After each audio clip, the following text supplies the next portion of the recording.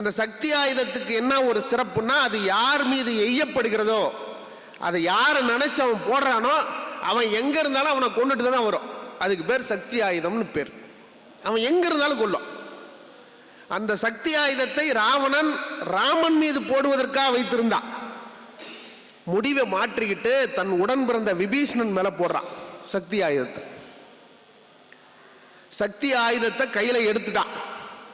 விபீஷணன் நினைச்சுக்கிறான், என் கூட பிறந்த தம்பி விபீஷணக்கிறானே, அவனை கொண்டுட்டு வா அப்படின்னு சக்தி ஆயுதத்துக்கு உத்தரவு போட்டு சாமியை கும்பிட்டு போட போறான். இவன் அங்கிருந்து போடுறான்னு தெரிஞ்சது இங்க இருக்க ராமனுக்கு தெரிஞ்சிருச்சுங்க.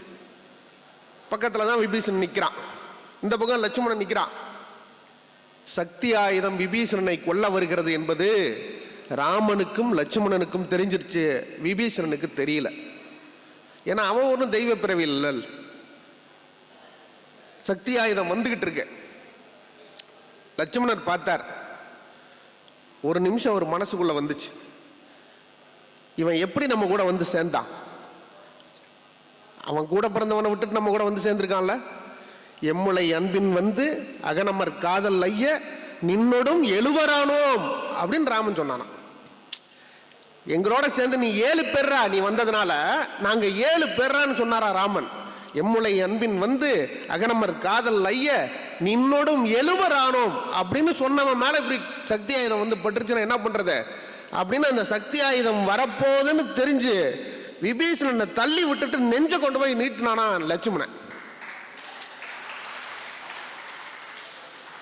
சக்தி ஆயுதம் வந்துகிட்டு இருக்குது. லட்சுமணன் போய் முன்னாடி நின்றுட்டான். விபீஷணன் கீழே விழுந்துட்டான். ராமன் பார்த்தார், அடிபட போறவன் லட்சுமணன் தானே.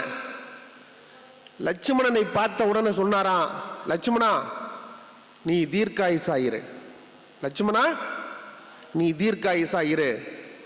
ஆனாலும் கீழே விழுந்து கிடக்கிற விபீஷணனை அந்த சக்தி ஆயுதம் விட்டுறாதுல்ல, அதனால கீழே இருக்கிற விபீஷணனை பார்த்து ராமன் சொன்னானா, விபீஷணா நீ சிரஞ்சீவியா இரு. நான்